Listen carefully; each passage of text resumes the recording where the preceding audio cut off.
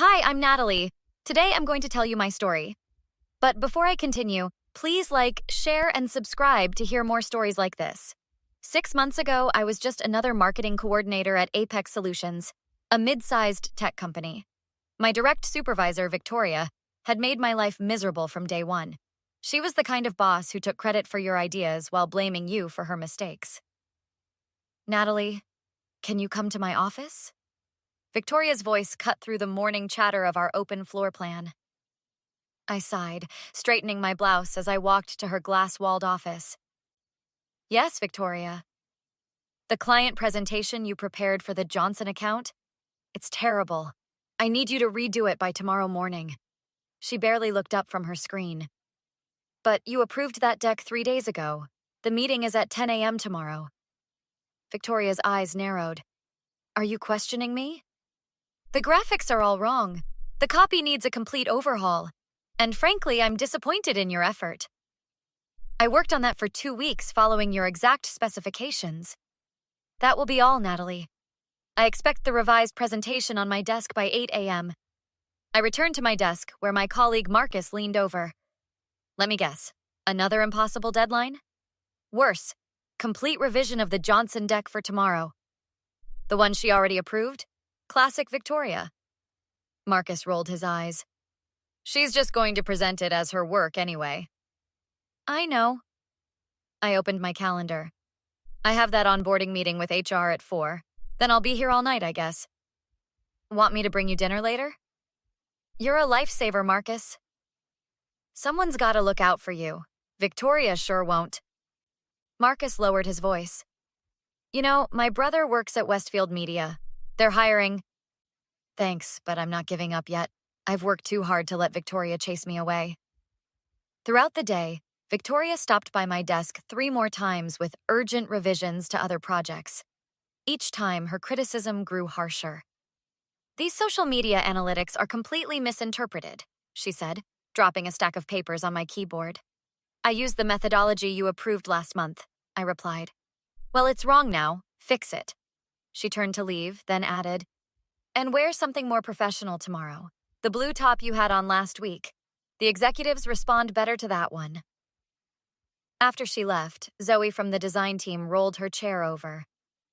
Does she actually keep track of what you wear? She takes notes, I confirmed. Last performance review, she mentioned I wore the same blazer twice in 1 week. That's insane, Zoe whispered. How do you not scream? I channel it elsewhere. Speaking of which, how's the secret project coming? Zoe grinned. The portfolio website? Almost done. Your freelance samples look amazing. That afternoon, exhausted and frustrated, I clicked on what I thought was my HR meeting link. Instead, I found myself in a Zoom call with 5 unfamiliar faces staring back at me. I'm so sorry, I stammered, my finger hovering over the leave button. Wrong meeting. A distinguished-looking man with salt and pepper hair raised his hand. Wait, don't leave. You're exactly who I need. Excuse me? You're Natalie Parker, correct? From marketing? I nodded, confused. I'm Richard Montgomery, CEO. We're discussing the restructuring of the marketing department. Your name came up in our last review of top talent. It did? I couldn't hide my surprise. Indeed, Victoria has spoken quite critically of your work. I was curious to review it myself. My stomach dropped. I see. The Johnson campaign materials were particularly interesting. Victoria presented them last week. She did? My voice came out thin. Victoria had shown my work to the executive team, as her own, while telling me it needed to be completely redone. Yes. Tell me, Natalie, how long have you been with us? Almost 2 years, sir. And how would you describe your experience? I hesitated, looking at the faces on my screen. One was Diane from HR. Another was James, the marketing director, Victoria's boss. Richard's voice softened. This is a confidential meeting, Natalie. We value honest feedback. Well, sir, I took a deep breath. I've learned a lot, but it's been challenging working under Victoria's supervision. How so? The dam broke. She takes credit for my work while criticizing it to my face. She gives impossible deadlines, changes requirements without notice, and then blames me when things go wrong. Just today, she told me to completely redo the Johnson presentation, the same one she apparently showed to you. Richard and James exchanged glances. That matches what we've been hearing, a woman I didn't recognize said. The turnover in your department is concerning. And the inconsistencies in presentation styles, added another executive. Some brilliant, others mediocre. From supposedly the same person. Richard nodded. Natalie, would you be willing to walk us through your creative process for the Johnson campaign? The one Victoria presented had a distinctive voice we haven't seen in previous marketing materials. That's because it was my voice, I explained. I suggested targeting younger professionals with humor and authenticity instead of the corporate jargon Victoria usually insists on. And she approved this approach? James looked skeptical. Only after I showed her the market research supporting it. Even then, she made me redo it 3 times before reluctantly agreeing. Richard leaned forward. Would you be willing to share some examples of your original work with us? Files with your edit history? Of course. Excellent. Consider yourself temporarily reassigned to a special project under my direct supervision. Don't mention this meeting to anyone, especially Victoria. After the meeting, my phone rang. It was Marcus. Where are you? I brought Thai food. Marcus, something weird just happened. I ended up in a meeting with the CEO. What? How? Wrong Zoom link. But get this, they know Victoria's been stealing my work. No way. What happens now? I don't know, but Mr. Montgomery, asked me to keep quiet about it. Holy crap, Nat, this could be huge. I know, I'm shaking. 2 years of being treated like dirt, and suddenly the CEO knows my name. The next morning, Victoria stormed to my desk. Where's the revised presentation? Good morning, Victoria. I have it right here. I handed her a USB drive, keeping my face neutral. She snatched it. You better hope this is perfect. Actually, I said, feeling bold, I have a question about the Johnson campaign. What about it? I heard it was presented to the executive team last week. Did they like it? Victoria's face tightened. Who told you that? Office gossip. I'm just curious since you wanted so many revisions. The executive presentation was a different version, she snapped. More sophisticated. They wouldn't understand the simplified approach you took. For the next 2 weeks, I led a double life. Officially, I still reported to Victoria, enduring her daily abuse. Unofficially, I met with Richard's team every afternoon, providing evidence of Victoria's misconduct and contributing to the marketing department restructuring plan. These metrics are disturbing, Richard said during one of our meetings. According to our staff surveys, your team has the highest turnover rate in the company. Victoria's had 7 assistants quit in the past year alone, I confirmed. James, the marketing director, looked uncomfortable. I had no idea it was this bad. She always explained the departures as poor hiring choices. And you believed her? Diane from HR asked pointedly. She delivers results, James defended weakly. No, Richard corrected. Her team delivers results, which she claims as her own. There's a difference. I have emails, I offered, from at least 5 former team members describing why they really left. You've been collecting evidence? James looked surprised. For self-protection, Victoria has a history of retaliating against anyone who questions her. During this time, Victoria grew increasingly paranoid. Why were you talking to James yesterday? She demanded one morning. He asked about the social media numbers for Q2, I replied calmly.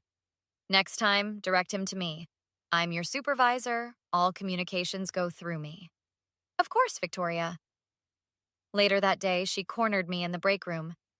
People are saying you've been meeting with the executive team? Really? That's strange. I stirred my coffee nonchalantly. If I find out you're going behind my back... Is there something you're worried about, Victoria? I asked innocently. Her eyes narrowed. Watch yourself, Natalie. I made your career and I can break it just as easily. Is that a threat? It's a reality check. Don't forget who writes your performance reviews. I smiled. I never forget anything, Victoria, especially not who does the actual work around here. Her face flushed as she stormed out. That evening, I received an email from Victoria with the subject line, Performance Improvement Plan.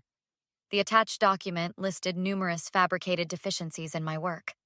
I forwarded it directly to Diane in HR with a single line. The retaliation begins. Diane called me immediately. This is exactly what we needed. She's digging her own grave. 3 days later, Victoria called an emergency team meeting. Someone on this team is undermining our department, she announced, pacing the conference room. Spreading lies, manipulating data, making us look bad to the executive team. Her eyes lingered on me. I will find out who it is, and there will be consequences. Marcus spoke up. What kind of lies are we talking about? Claims about stolen work, fabricated performance issues, that sort of thing? That doesn't sound like lies, someone muttered. What was that? Victoria snapped. Silence fell over the room. As I was saying, loyalty is everything in this business. I've championed each of you, given you opportunities. I expect the same loyalty in return. After the meeting, Victoria emailed me. My office, 5 p.m. Bring your laptop and security badge. She's going to fire me, I told Marcus. She can't without cause. Since when has that stopped her? Remember Paula from graphic design? This is different. Trust me. You know something, I accused. Marcus grinned. Let's just say I've been helping collect those statements Richard wanted. Nearly 20 so far. At 4:30, Richard messaged me. Meeting in progress. Join us ASAP, Boardroom 3. When I arrived, Victoria was already there, along with James, Diane from HR, and Richard. Victoria's face was ashen. Natalie, please join us. Richard gestured to an empty chair. Victoria's eyes burned with fury. What is she doing here? Natalie has been instrumental in our investigation, Richard explained. Thanks to her documentation, we've uncovered a pattern of behavior that violates several company policies. This is ridiculous, Victoria exploded. She's been with us for less than 2 years. I've built this department from nothing. You've built a toxic culture of fear, Diane corrected. The testimonials we've collected paint a disturbing picture. What testimonials? Who's been talking behind my back? Victoria demanded. Everyone, Diane said simply. From your current team to people who left years ago. The pattern is remarkably consistent. James slid a folder across the table. These are performance reviews from your team members, past and present. And these, Diane added, are exit interviews from the 7 employees who left your team this year alone. We also have evidence of you presenting others' work as your own, Richard continued. Most recently, the Johnson campaign that Natalie created entirely. So what if I polished her rough draft? Victoria scoffed. That's what managers do. We refine the mediocre work of our subordinates. Is that what you call it? Richard opened a laptop. We have the original files with metadata showing Natalie as the creator and sole editor. We also have your presentation to the board where you explicitly claimed sole authorship. And the PIP you created for Natalie yesterday? Diane added. Textbook retaliation. The timing alone would trigger an employment lawsuit nightmare. Victoria turned to me, voice venomous. You planned this. You manipulated them. I met her gaze. No, Victoria. I just showed them the truth. Victoria, Richard's voice hardened. Effective immediately. You are being placed on administrative leave pending further review. Please surrender your company devices and security badge to HR. You can't do this. I built this department. No, I corrected. We built it. All the people you stepped on along the way. Victoria stood up, knocking her chair backward. This isn't over. I have connections throughout the industry. You'll regret this, all of you. Are you threatening the CEO? Diane asked calmly, taking notes. Victoria faltered, suddenly aware of how she sounded. I'm simply stating facts. My reputation. Your reputation is precisely the problem, Richard interrupted. Security is waiting outside. You can gather your personal belongings under supervision. Security escorted Victoria from the building. As she left, she hissed at me. This isn't over. But it was. The investigation revealed Victoria had been falsifying reports, taking credit for subordinates' work, and driving talented employees away for years.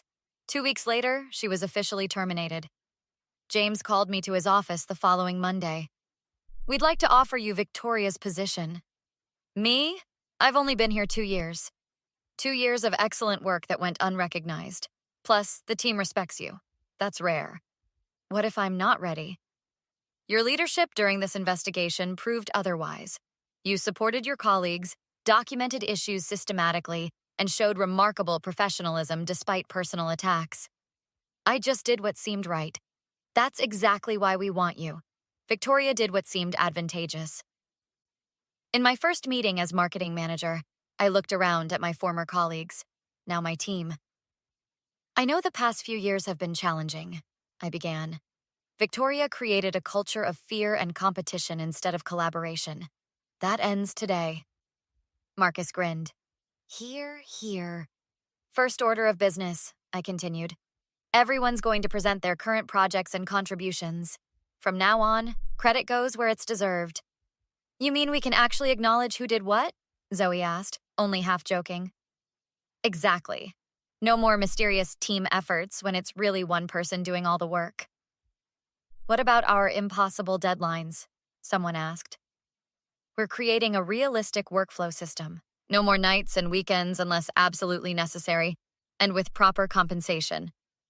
"And Victoria's special projects?" Marcus made air quotes. "If you mean the busy work she assigned to people she was trying to push out, those are gone too." In the months that followed, our department transformed. People started sharing ideas openly. Collaboration replaced competition. 3 former employees even asked to return. 3 months later, our department's productivity had increased by 32%. Employee satisfaction scores were at a record high. And I received a company-wide innovation award for the Johnson campaign, with proper credit this time. I was working late one evening when Richard stopped by my office. "How does it feel?" he asked. "What?"